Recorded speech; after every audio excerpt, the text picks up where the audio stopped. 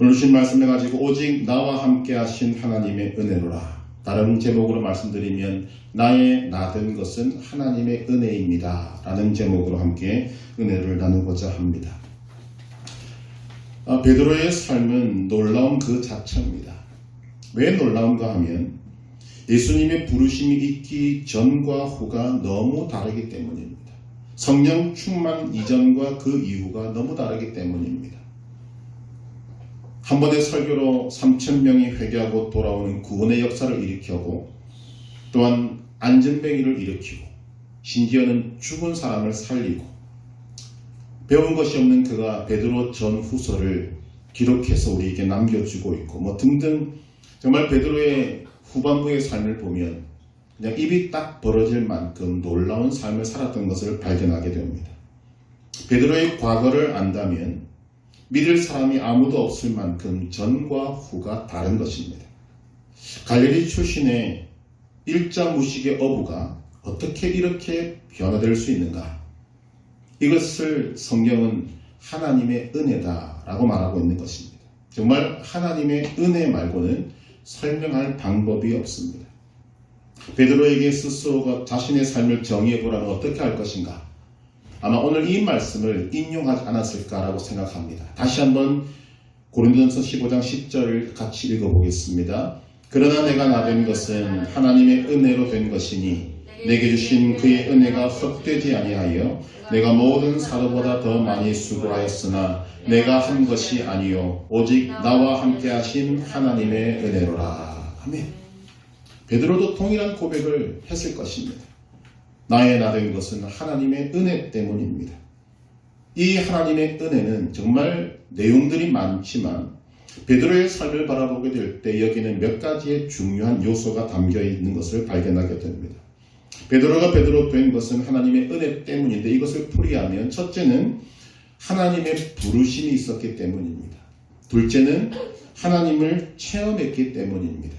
여기까지는 우리가 지난주에 베드로를 통해서 함께 살펴보았던 내용입니다. 오늘은 세 번째로 베드로가 베드로 된 것에 대한 하나님의 은혜, 그 은혜를 설명하는 세 번째 열쇠 하나님의 신실하심 때문임을 밝히고자 합니다.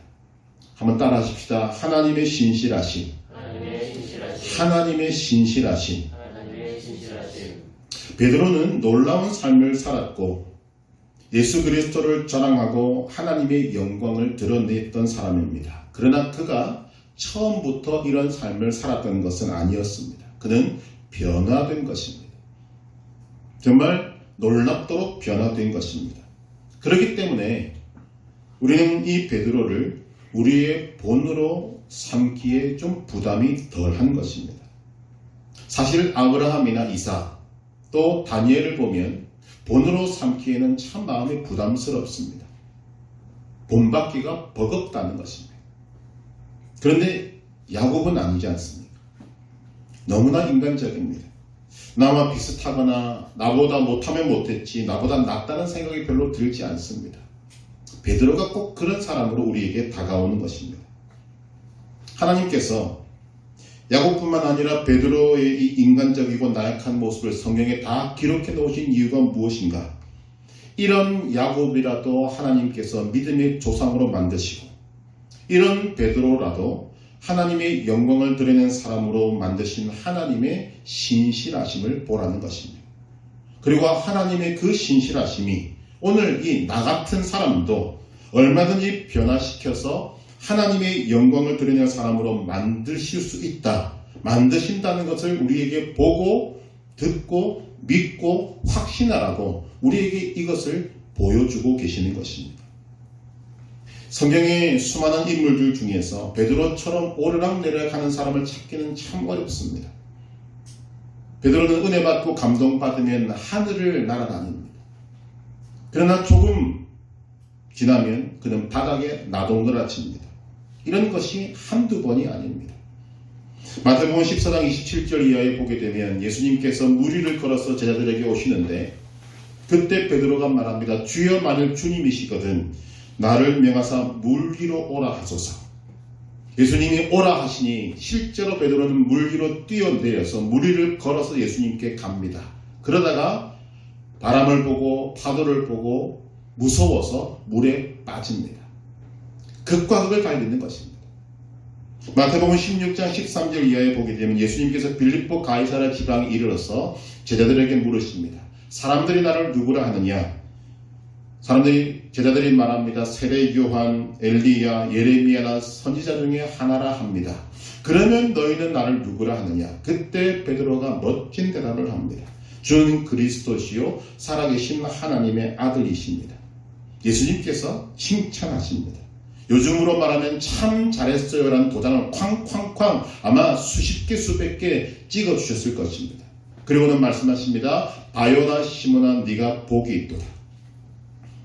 예수님은 베드로를 칭찬하시고는 진실을 말씀하시는데 베드로의 이 고백은 베드로가 제정신으로 한 것이 아니라 하나님께서 성령의 감동으로 베드로의 입을 통해서 지금 진실한 고백을 하게 만드신 것이다 라고 밝혀주십니다. 즉 성령께서 베드로의 입을 사용하셔서 이 중요한 고백을 하게 하신 것입니다.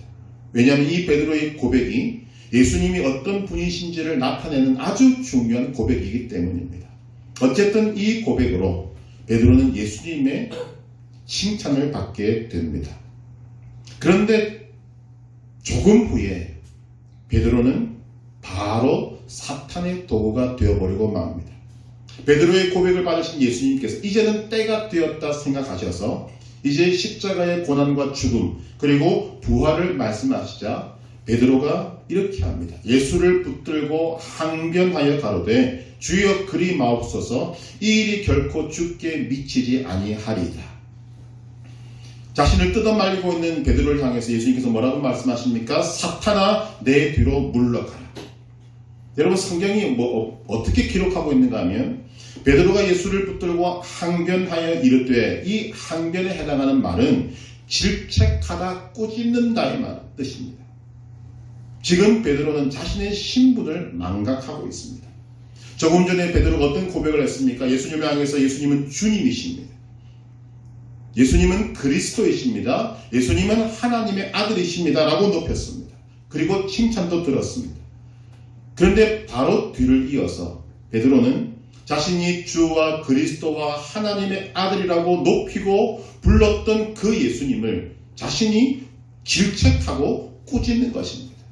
제정신이 아닙니다. 제자가 선생을 질책하고 있고 낮은 자가 높은 자를 꾸짖고 있는 정말 말도 안 되는 일이 일어나게 된 것입니다. 우리가 하는 말로 지금 베드로는 천지분간이 안 되는 상태입니다. 이것이 영적으로 아주 중요한 문제임을 아신 예수님께서 그 베드로를 향해서 즉시로 꾸짖고 계시는 것입니다. 사탄아 내 뒤로 물러가라. 조금 전까지 귀한 믿음의 고백으로 하늘 높은 줄 모르고 올라갔던 베드로의 위신이 바로 사탄이 되어버리고 만 것입니다. 이렇듯 베드로는 그의 삶에 굴곡이 참 많은 사람입니다. 베드로의 삶의 가장 치명적인 사건은 마태복음 26장 69절 이하에 나타나고 있습니다. 예수님께서 죽으실 때가 되어서 사람들에게 잡히시는데 그 뒤를 베드로가 따라갑니다. 그리고 그곳에서 여전과 다른 사람들의 말에 예수를 3번 부인합니다. 성경이 얼마나 정확하게 예수님을 부인하는 베드로의 고백을 기록하고 있는가 하면 3단계로 기록하고 있는데 첫째, 부인하여 이르되, 둘째, 맹세하고 또 부인하여 이르되, 셋째, 그가 저주하며 맹세하여 이르되. 한 번 부인하고 두 번째 부인할 때는 그 부인의 강도가 점점 더 세지고 세 번째 부인할 때는 그에 따라서 예수를 저주하면서 맹세하고 부인했다. 이런 베드로를 보면서 여러분 어떤 생각이 드십니까? 사람이 어떻게 이럴 수가 있는가?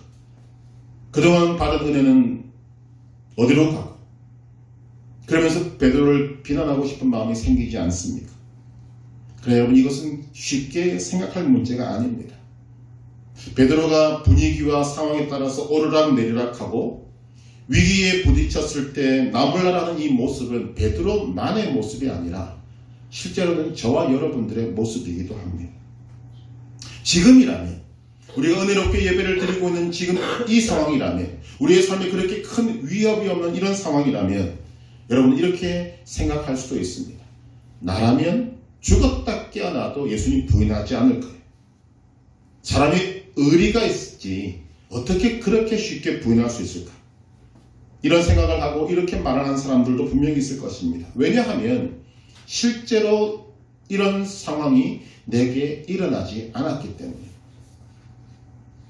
예수님께서 잡히시고 흥분한 사람들이 가득 모인 곳에 여러분이 있다고 생각해 보시기를 바랍니다. 그때 한 사람이 여러분을 지적해서 말합니다. 너도 예수와 함께 있었도다. 너도 예수의 제자가 아니냐. 그런 사람의 말에 그래 내가 예수의 제자다 라고 당당하게 말할 사람이 과연 몇 명이나 되겠습니까? 지금 이 자리에 있는 모든 사람이 이렇게 당당하게 말할 수 있었으면 참 좋겠습니다. 그런데 아니지 않습니다. 우리는 기독교 역사 가운데 수많은 사람들이 순교했음을 알고 있습니다. 그런데 순교한 사람들보다 훨씬 더 많은 사람들이 예수를 부인했다는 사실도 알아야 합니다. 우리 민족이 겪었던 일제강점기 때의 신사참배를 보면 그 적나라한 현실을 볼 수 있습니다. 신사참배는 국민의례다, 종교가 아니다 라고 말하면서 신사참배를 강요했을 때 우리 민족 가운데 신사참배를 한 사람이 많습니까? 안 한 사람이 많습니까? 신사참배를 하지 않은 사람은 소수고 신사참배를 한 사람은 대다수지 않습니까? 왜 그렇습니까?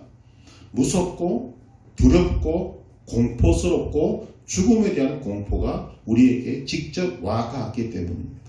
여러분 언제나 그렇습니다. 진리를 따르는 사람은 소수입니다. 왜 그런가 하면 진리를 따르는 것은 그만큼 어렵기 때문입니다. 우리는 어떤 경우에도 베드로를 비난할 수 없습니다. 왜냐하면 베드로의 이 모습은 곧 나의 모습이기 때문입니다.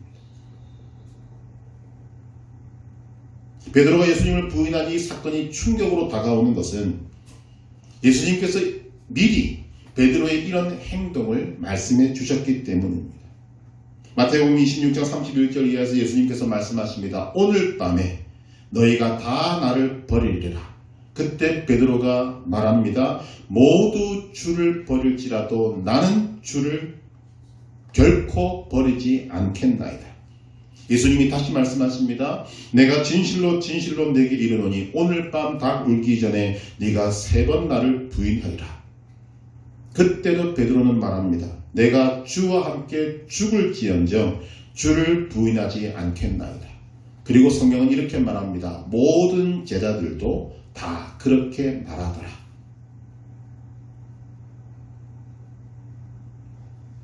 오늘 밤에 너희가 다 나를 버리리라. 부인합니다. 직접 베드로에게 말씀하십니다. 닭 울기 전에 네가 3번 나를 부인하리라.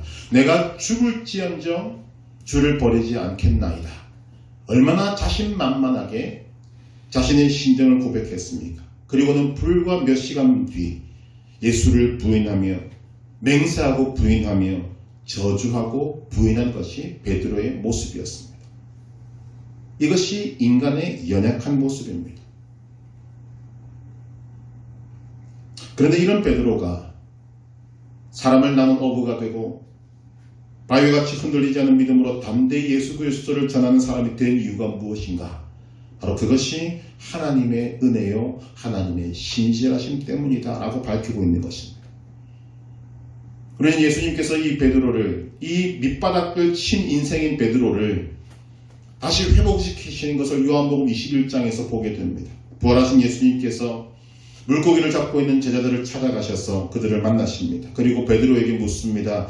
요한의 아들 시몬아, 네가 이 사람들보다 나를 더 사랑하느냐? 그때 베드로의 대답은 주여 그러하나이다. 내가 주님을 사랑하는 줄 주님께서 아시나이다. 여러분 이 고백이 갖는 의미가 무엇인지를 알아야 합니다.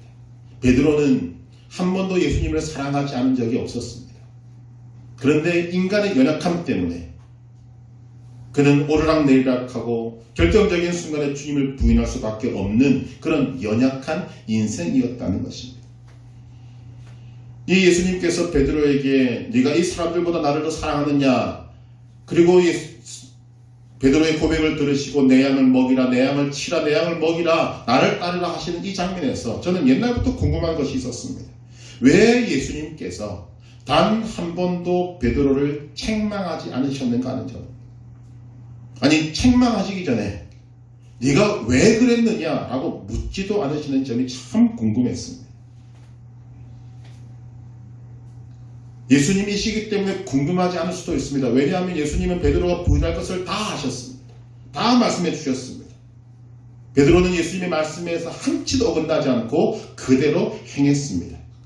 그리고 그것이 너무나 죄스러워서 닭이 울자마자 그는 통곡했다고 성경은 기록합니다. 자신의 잘못을 알고 있는 것입니다. 부활하신 예수님을 만나게 되었을 때 베드로의 마음이 얼마나 여러분 콩닥콩닥거렸겠습니까? 자신이 그토록 저주하고 맹세하고 부인했던 예수님이 자기 앞에 인자한 모습으로, 사랑이 가득한 모습으로 나타나셨는데 단 한마디도 질책하지 않고 책망하지 않고 꾸짖지 않습니다. 여러분, 보통 사람 같으면 이럴 때 마음이 어떻겠습니까? 차라리 예수님께서 매를 들고 두드려 패면 훨씬 마음이 편할 수도 있을 것입니다. 그런데 예수님에게는 전혀 그런 모습이 없습니다. 제가 깨달은 것은 베드로가 예수님을 부인하는 것이 의도적이거나 계획적이거나 아니면 예수님을 사랑하지 않았기 때문이 아닙니다. 그것은 오로지 그의 연약한 인간성 때문입니다. 베드로가 갖고 있는 것이 아니라, 베드로만 갖고 있는 인간성이 아니라 우리 모두가 갖고 있는 연약함, 위험스럽다는 공포, 잡히면 죽을지도 모른다는 두려움, 사방을 죄어오는 압박감이 본능적으로 자신을 방어하게 되는 것입니다. 소위 자연스럽게 튀어나온 자기 방어의 모습입니다. 예수님이 이것을 모르시겠습니까? 그래서 탓하지 않는다는 것입니다. 여러분, 우리가 자녀를 키울 때 의도적인 것과 계획적인 것은 철저하게 가르치지만 그 아이가 그 연령에 맞춰서 그럴 수밖에 없는 상황이 되었을 때 부모들이 야단치지 않습니다. 이해해 줍니다. 얼마든지 그럴 수 있다라고 생각해 줍니다. 지금 베드로가 우리에게 그런 모습을 보여주고 있는 것입니다. 예수님은 그런 베드로를 비롯한 인간의 연약함을 아시기 때문에 베드로의 잘못을 지적하고 책망하기보다 은혜와 사랑으로 베드로를 다시 일으켜 세워주시는 것입니다. 예수님의 그 은혜와 사랑이 베드로를 향한 질문으로 나타나는 것을 우리는 주목해야 됩니다. 네가 이 사람들보다 나를 더 사랑하느냐? 여러분, 그때 베드로의 고백을 잘 보셔야 합니다. 주님께서 아십니다. 베드로의 본심을 누구보다 잘 알고 있는 분이 예수님이십니다. 그래서 베드로는 고백하는 것입니다. 주님이 나보다 더 나를 잘 아십니다. 예수님께서 베드로에게 네가 나를 더 사랑하느냐 물으신 이유, 3번이나 물으신 이유는 3번 예수님을 부인한 베드로를 회복시키시기 위해서입니다. 베드로의 부인 사건을 바라보는 2가지의 관점이 있습니다. 하나는 로마 카톨릭의 관점이고 하나는 오늘 우리의 기독교의 관점입니다. 로마 카톨릭은 뭐라고 말하는가 하면 이제 이 사건 이후에 베드로는 닭이 울 때마다 자신의 잘못을 생각하고 눈물을 흘렸다라고 말합니다. 오늘 우리는 뭐라고 말하는가? 베드로는 닭이 울 때마다 자신에게 베풀어 주신 하나님의 은혜를 생각하고 마음을 다잡고 감사하며 사명을 감당했다고 말하고 있습니다. 무엇이 옳습니까? 기독교가 옳습니다. 로마 카톨릭이 놓치고 있는 것이 무엇인가 하면 하나님의 은혜, 그 은혜 가운데 사죄의 은총을 생각하지 않고 있는 것입니다. 여러분, 한번 다윗을 보시기를 바랍니다. 밧세바로 인해서 그는 죄를 지었습니다. 하나님의 징계가 임하였고 밧세바가 낳은 아이가 죽을 위기에 처해졌을 때 그는 그 아이를 살리기 위해서 하나님의 은혜를 구하고자 금식하고 밤새도록 땅에 엎드려 기도합니다. 그러다가 아이가 죽자 그는 땅에서 일어나 몸을 씻고 기름을 바르고 의복을 갈아입고 여호와의 전에 들어가서 경배하고 왕궁으로 돌아와서 음식을 차리라 명하고 그 음식을 먹습니다. 다윗의 이 태도는 우리에게 굉장히 중요한 것을 보여주는데 그는 그 아이가 죽음으로 말미암아 하나님이 데려가심으로 말미암아 자신이 지은 죄가 용서함 받았다는 확신을 갖게 된 것입니다. 용서함 받았는데 계속 침울하게 있을 이유는 없는 것입니다. 용서받은 자는 용서받은 자의 모습을 갖추고 살아가야 하는 것입니다. 이것이 믿음의 태도고 이것이 믿음의 삶입니다. 베드로가 언제까지 예수님을 부인하는 것을 닭이 올 때마다 기억해야 합니까? 굳이 기억해야 한다면 자신이 예수님을 부인한 것을 기억할 것이냐 아니라 부인했던 자신을 용서해 주신 하나님의 은혜를 기억해야 하는 것이 맞지 않습니다. 오늘 우리가 주일마다 나와서 예수님 앞에 회개기도를 올리는 이유가 무엇입니까?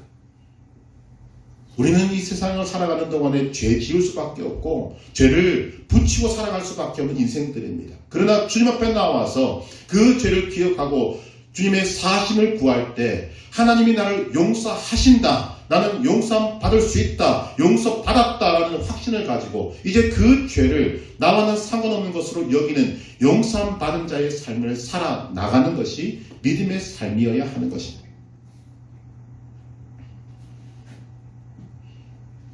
우리가 살펴보고 있는 이 베드로의 삶에서 두드러지는 것이 그래서 하나님의 은혜와 하나님의 신실하심입니다. 하나님의 은혜와 신실하심은 부르심으로부터 출발하는데 하나님의 부르심에는 목적이 있습니다. 하나님의 부르심에는 반드시 목적이 있습니다. 예수님께서 베드로를 부르실 때는 두 가지 목적을 가지고 부르셨다고 성경이 기록합니다. 첫째, 사람을 낳는 어부가 되게 하리라. 두 번째, 개발하리라. 예수님께서 베드로를 부르실 때 당시 베드로는 물고기를 잡는 어부였지만 하나님은 그를 사람을 낳는 어부로 만드실 뜻이 있으셨고 예수님께서 부르실 그때의 이 베드로의 상태는 갈대와 같이 오락가락하는 삶이었지만 개바, 즉 반석 같은 사람으로 만드실 목적이 있으셨기 때문에 베드로를 부르시면서 미리 말씀하시고 선포하신 것입니다. 사람을 낳는 어부가 되게 하리라, 개발하리라. 그리고 이것을 이루십니다. 여러분, 이것은 기드온이라는 사사를 통해서 우리에게 알려주고 계십니다. 사사기 6장 12절 이하를 보면 여호와의 사자가 기드온에게 나타나 이르되 이렇게 이야기합니다. 큰 용사여 여호와께서 너와 함께 계시도다. 이 소리를 들을 때 기드온은 아마 깜짝 놀랐을 것입니다. 왜냐하면 기드온은 자칭 큰 용사가 아니었기 때문입니다. 기드온은 겁이 많은 사람이었어요. 그래서 숨어서 미디안 사람들이 시도 때도 없이 올라와서 곡식을 뺏어가고 농작물을 뺏어가는 그런 험악한 시절에 겁이 나서 도저히 드러내놓고 할 수 없으니까 포도주 틀에서 밀을 타닥하던 겁 많은 사람이었습니다. 그러나 하나님께서는 기드온을 부르실 때 처음부터 말씀하십니다. 큰 용사여 여호와께서 너와 함께 계시도다. 이것은 기드온을 부르시는 하나님의 뜻과 하나님의 목적을 나타내고 있는 것입니다. 지금은 아니지만 하나님께서는 이 겁 많은 기드온을 큰 용사로 만드시겠다는 하나님의 뜻과 의지를 나타내시고 하나님은 그 일을 이루신 것입니다. 이것이 하나님의 은혜요 하나님의 신실하심입니다. 그 결과 우리가 알다시피 기드온은 300명을 데리고 13만 5천 명의 미디안 군대를 이겨버리는 그런 큰 용사가 되었습니다. 먼저 선포하시는 것은 하나님의 특징이라고 볼 수 있는데 이유가 무엇입니까? 하나님의 신실하심으로 반드시 이루실 것이기 때문입니다. 우리는 과거에 미쁘다라는 말을 많이 썼습니다. 이 미쁘다라는 말은 신실하다는 말과 동일한 의미를 갖고 있는데 믿을만 하다라는 뜻을 갖고 있습니다. 하나님은 신실하시다라고 할 때 단순히 하나님은 믿을만 하신 분이다 이렇게 말하는 것이 아닙니다. 하나님은 신실하시다라고 말하는 것은 믿을만 할 뿐만 아니라 하나님은 믿을만 할 수 있도록 능력을 갖추신 분이다라는 의미를 담고 있습니다. 하나님의 신실하심이 중요한 것은 하나님은 전지전능하심으로 하나님의 뜻을 반드시 이루시기 때문입니다. 그래서 하나님의 은혜와 신실하심, 그 출발점에 뭐가 있습니까? 부르심이 있습니다. 하나님께서는 은혜로 부르시고 신실하심으로 부르심의 목적을 이루십니다. 그리고 이것을 막을 자가 없습니다. 빌립보서 1장 6절 사도 바울은 말합니다. 너희 안에서 착한 일을 시작하신 이가 그리스도 예수의 날까지 이루실 줄을 우리는 확신하노라.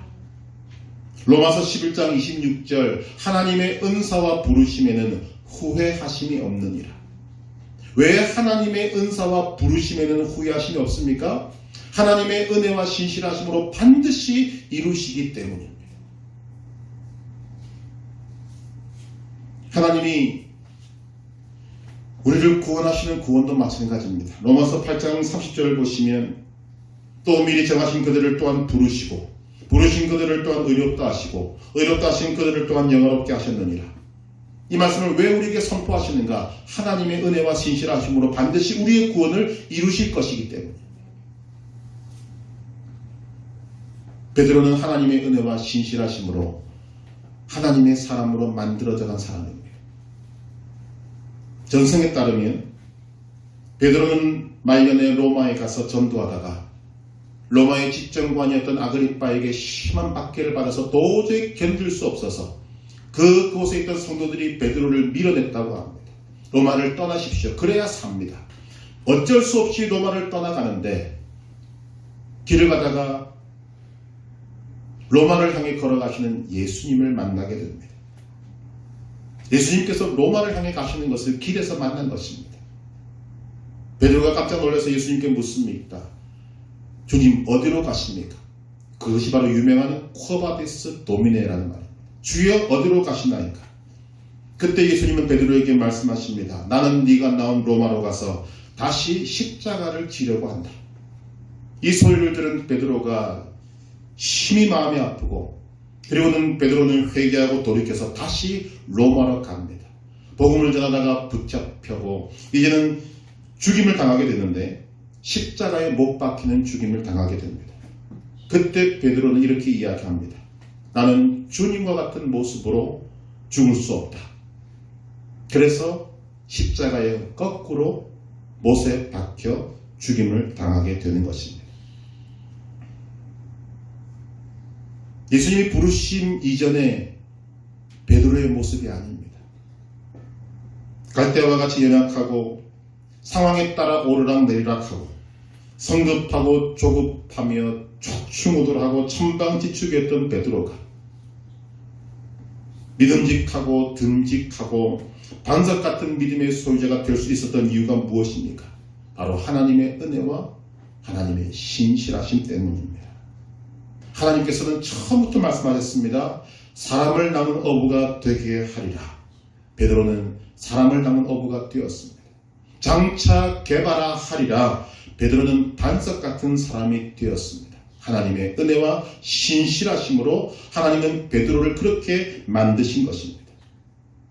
우리가 주목해야 할 것은 하나님의 은혜와 신실하심이 베드로를 베드로 되게 했다면 베드로는 어떻게 이런 하나님의 은혜와 신실하심의 역사 가운데 있을 수 있었는가? 이것입니다. 이유는 베드로가 늘 예수님 곁에 있었기 때문입니다. 베드로는 어떤 일이 있어도 예수님 곁에 있었습니다. 그가 잘했을 때도 못했을 때도 칭찬 들을 때도 욕을 먹을 때도 심지어는 사탄 소리를 들어도 그는 예수님 곁에 있었습니다. 여러분 이것이 얼마나 중요한 것인지 모릅니다. 요한복음 6장 66절은 이렇게 기록하는데 그때부터 그의 제자 중에서 많은 사람이 떠나가고 다시 그와 함께 다니지 아니하더라. 무슨 말인가 하면 예수님께서 기적을 베푸시고 은혜로운 말씀을 전하실 때 구름같이 많은 사람들이 예수님을 따라다녔습니다. 그리고 그들은 제자가 되었습니다. 그런데 예수님께서 십자가를 말씀하시고 고난을 말씀하시자 그들은 예수님을 떠나가고 다시는 예수님과 함께하지 않았습니다. 이것을 바라보신 예수님께서 제자들에게 12제자에게 물으십니다. 너희도 가려느냐? 여러분 그때 베드로의 놀라운 고백이 있습니다. 요한복음 6장 68절 이하에 시몬 베드로가 대답하되 주여 영생의 말씀이 주께 있사오니 우리가 누구에게 가오리까? 우리가 주는 하나님의 거룩한 자이신 줄 믿고 알았사옵나이다. 베드로의 고백이 뭡니까? 영생의 말씀에 있는 예수님을 알고 믿었다는 것입니다. 그리고 그 곁을 지켰습니다. 그리고 그런 베드로를 하나님은 은혜와 신실하심으로 만들어 가신 것입니다. 여러분 한번 생각해 보시면 예수님 곁에 있는 것이 여러분 쉽지 않습니다. 베드로가 어떤 모습으로 살았습니까? 물 위를 걸었다가 물에 빠져서 살려달라고 할 때 여러분 속된 말로 얼마나 쪽팔리겠습니까? 예수님의 칭찬을 들었다가 갑자기 사탄 소리를 들었을 때 베드로의 심정이 어떻겠습니까? 예수님께서 조용히 말씀하신 것이 아닙니다. 공개적으로 너는 사탄이다 그러지 않았습니다. 공개적으로 망신을 당했습니다. 체면이 손상을 받았습니다. 자존심이 상했습니다. 보통 사람 같으면 다시는 예수님 곁에 있지 않았을 것입니다. 여러분 다른 사람들을 보십시오. 예수님과 그렇게 밀접한 관계를 맺지 않음에도 불구하고 예수님께서 기적을 베풀고 은혜로운 말씀을 전하실 때는 예수님 곁에 딱 붙어 있다가 고난을 말씀하시고 십자가를 말씀하시니까 예수님을 다 떠나갑니다.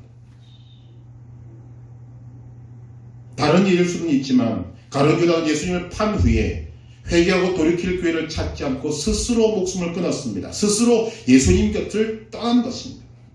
거기에 반해서 베드로는 정말 오락가락하고 종잡을 수 없는 삶을 살았고 예수님을 3번이나 부인한 그런 자신이었지만 그는 끝까지 예수님 곁에 있었습니다.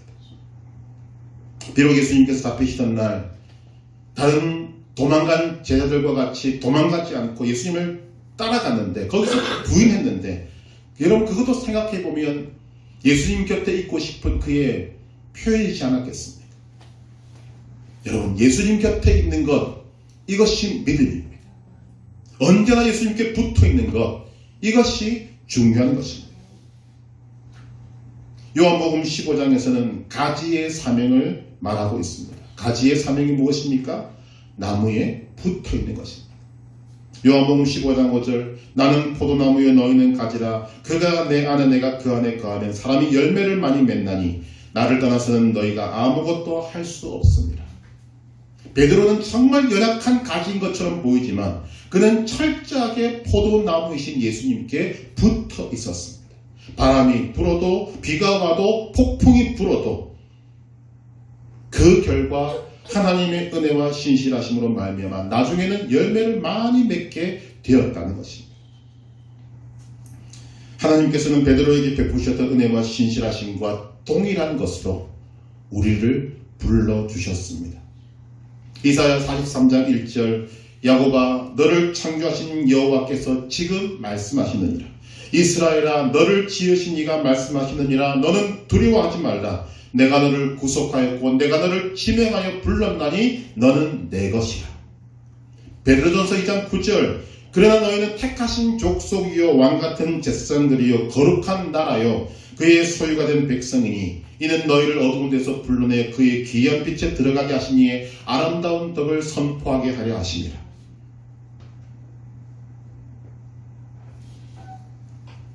하나님께서 우리를 부르셨습니다. 하나님의 은혜와 신실하심으로 오늘까지 이끌고 계십니다.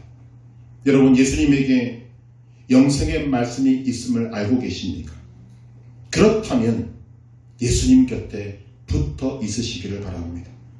영원한 생명이 예수님께 있는 것을 안다면 끝까지 하나님의 은혜 가운데 있으시기를 바랍니다. 예수님을 따르는 길 가운데 자존심에 상처가 나는 일이 있을 것입니다. 우리의 삶에 실수가 넘쳐나게 될 것입니다. 죄를 짓는 일도 있을 것입니다. 그러나 자존심 내세우지 말고 고집 피우지 말고 실수했다고 절망하지 말고 죄를 지었다 하더라도 회개하고 돌이켜서 다시 주님 곁에 있으시기를 바랍니다. 믿음이 충만해서 순종했지만 얼마 가지 못하고 순종의 자리를 떠났다면 그걸로 끝내지 마시고 다시 회개하고 다시 시작하시기를 바랍니다. 탕자처럼 떠나갔다 할지라도 은혜를 생각하고 다시 돌아오시기를 주님의 이름으로 축복합니다. 구체적으로 하나님 곁에 붙어있는 것이 무엇입니까? 십자가를 통하여 주님을 만나야 합니다. 주님을 믿어야 합니다. 하나님의 은혜로, 나의 공로가 아니라, 나의 능력이 아니라 하나님의 은혜로 내가 하나님의 자녀 되었음을 확인하시기를 바랍니다. 여러분의 삶이 피곤하고 힘들더라도 예배의 자리에 여러분들의 자리를 확보하시기를 바랍니다. 생명의 말씀인 하나님의 말씀을 가까이 하시기를 바랍니다. 기도를 통해 하나님과 함께하기를 힘쓰시기를 바랍니다. 그것이 하나님께 붙어있는 것입니다. 그것이 은혜가 풍성한 하나님의 은혜를 갚아 나가는 방법이 될 것입니다. 우리가 그렇게 주님 곁에 붙어있을 때 하나님의 은혜와 부르심, 신실하심이 우리로 하여금 반드시 믿음의 열매를 풍성하게 맺게 하실 줄로 믿습니다. 여러분, 여러분을 향한 하나님의 부르심에 분명한 목적이 있음을 믿으십니까? 베드로와 같이 상상도 하지 못할 놀라운 인생 계획이 하나님 손에 있다는 것을 여러분들 믿으십니까? 그렇다면 베드로와 같이 하나님께 붙어 있으시기를 바랍니다. 무슨 일이 있어도 찰떡같이 예수님께 붙어 있으시기를 바랍니다. 하나님께서 은혜와 신실하심으로 베드로를 놀랍게 만드신 것처럼 저와 여러분들도 그렇게 만드실 줄로 믿습니다.